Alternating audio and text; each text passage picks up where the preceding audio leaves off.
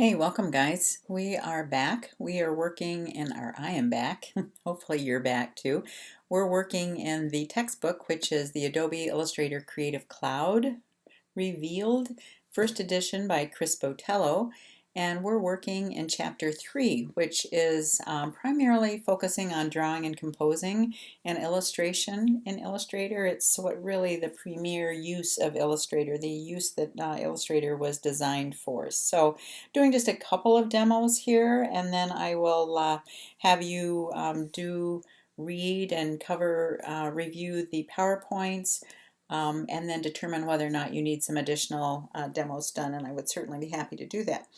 But for right now, we're going to work on 3-7E, embedding placed images.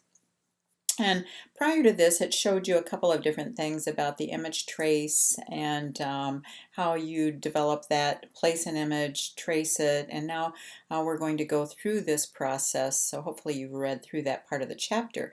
We're going to embed um, an image, and what happens when you embed an image, it becomes a part of that file.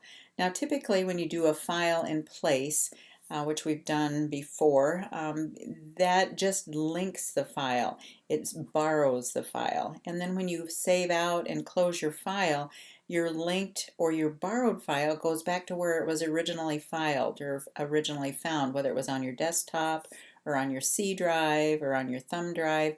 But again, it goes back to where it was originally. It doesn't permanently become a part of your file. Whereas if you embed a placed image, that does become a part of your file, and as such it's easier to find, granted. Every time you open the file it's going to be there. But the downside of that is it also increases your file size based on however much that, how large that image is or how large that placed file is. So just a couple of things that you need to be aware of. Now, the exercise that we're going to do is 3-5 in Illustrator. So we are going to go to Illustrator and we're going to do a file and open, and we're going to navigate to where our files are, and we're going to look for 3-5 and open it. And then I am going to just make this a little bit smaller so we can see both. And I'm going to reset my essentials, so hopefully it's going to put everything back to where it was in the beginning. And there. All right, so we've opened the document. We're going to do a file and we're going to save as. We're going to save this as an image, trace, I think that's sketch, right? Yep. Underscore your name. Accept these defaults. And then you'll see that the file contains a placed marker sketch that was scanned in Illustrator, or scanned in Photoshop, sorry.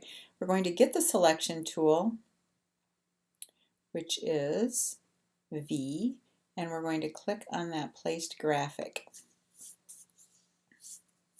And when the placed graphic is selected, you'll see that the image trace button on the control panel becomes visible, which it does. You'll see this image trace button here. Now we're going to click the image trace button.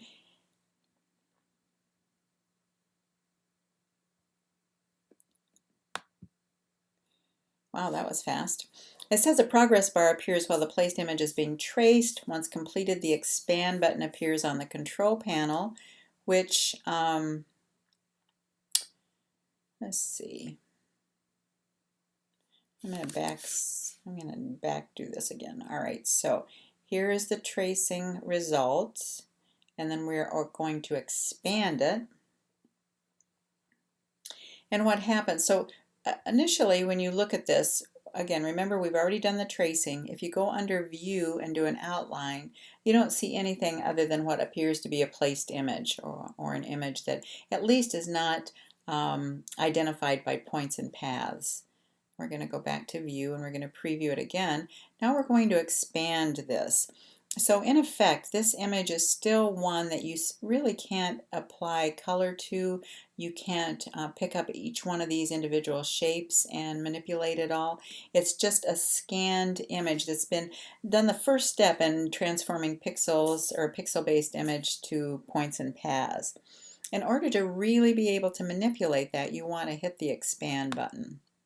And you'll see that the expand button then turns this into points and paths, and it makes it more editable.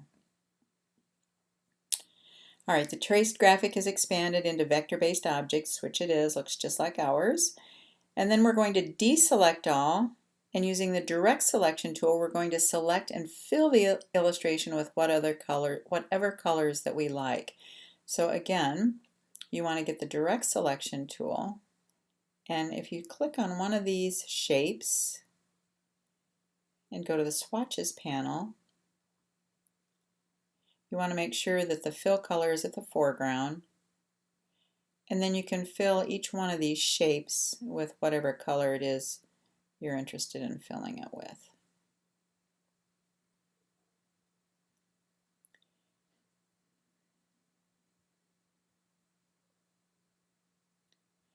Now I'll show you something that I do quite, oh, what's that, his tongue?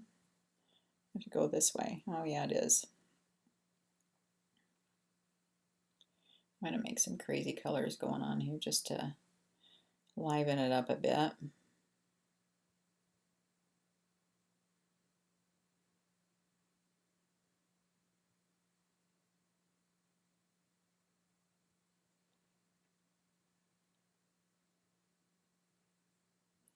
Okay, there we go. Now we're going to save our work and close the image trace sketch document.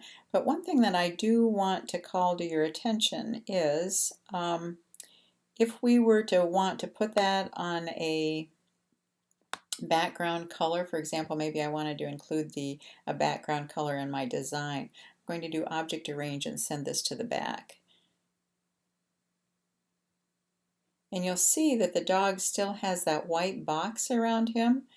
In order to get rid of that, really very easy, you know how we had just selected on each one of those images or small shapes to add color, all you have to do is get the direct selection tool again, and we're going to click on that white area, and then you can just delete it, and then we have the dog minus the background that will allow us then to put it on any color that we would choose to do that.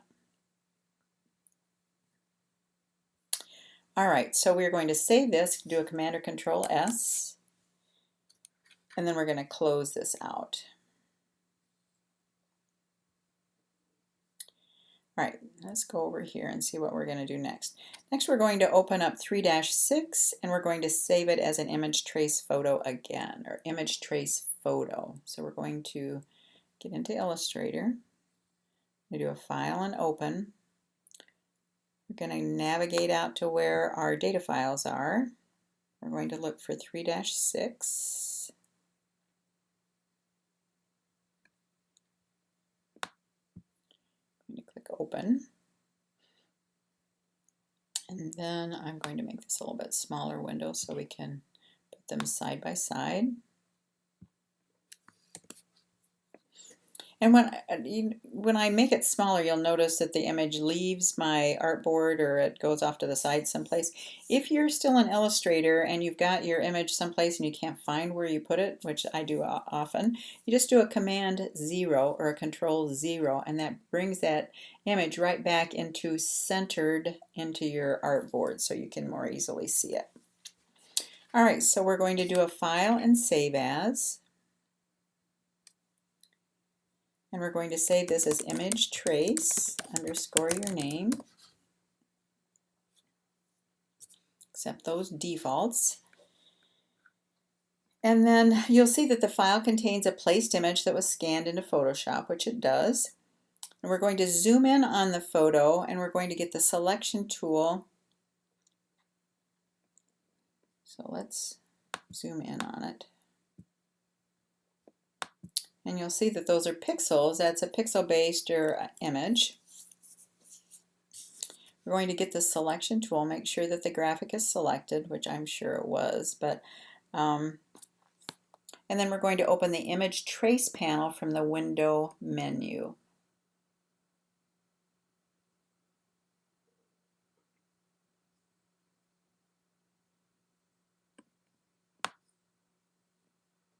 Put it somewhere where we can see that. And if you click the preset list arrow, and here's where all our options are that we just for a moment ago saw up here on the control panel or control bar. We're going to hit the preset list arrow and we're going to select line art. We're going to click the mode list arrow and click grayscale.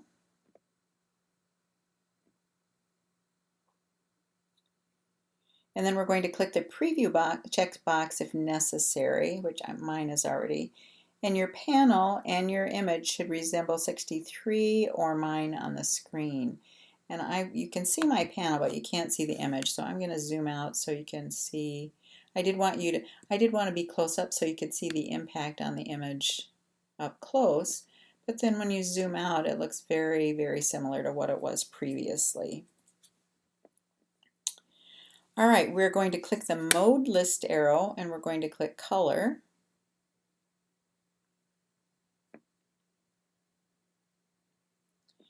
And we're going to drag the color slider to 4.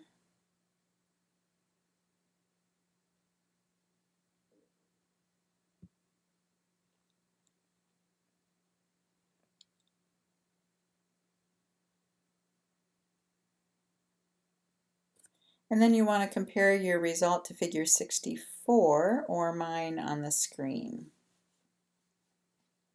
And what that does, when we just chose 4, that reduces that illustration to 4 colors. And in this instance, that makes it kind of a cool illustration, of course, depending on what your image is and how many colors are in your image and so on and so forth.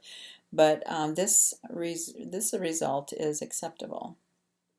We're going to click the Expand button on the control panel. So we are going to go up to the control panel and we're going to click Expand. And remember what that does then, it changes pixel-based image and to a points and paths. And then we're going to work on coloring the expanded artwork just like what we did with the dog. So we're going to get the direct selection tool. I'm going to select one shape. I'm going to get this out of the way.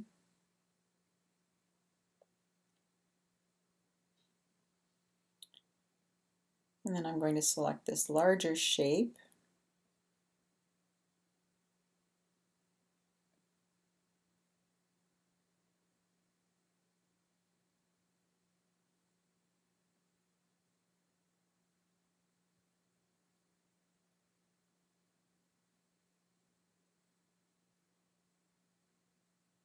Ooh, getting crazy colors here, huh? Here, and how fun is that? You can save that out. I believe we're done with that one. Yes, we are. Save it and then close your image trace photo. Command or Control S. And then we're going to close this out. And that's it for the Chapter 3 demos. Unless you ask for more, feel free to do so, again, either via instant message, email, or texting. And I will be back later in the week with some demos for Chapter 4. I'm also going to introduce a new project, but again, I'll wait when I introduce Chapter 4 to add that project up as well. So we will see you back here in a couple of days. Thank you.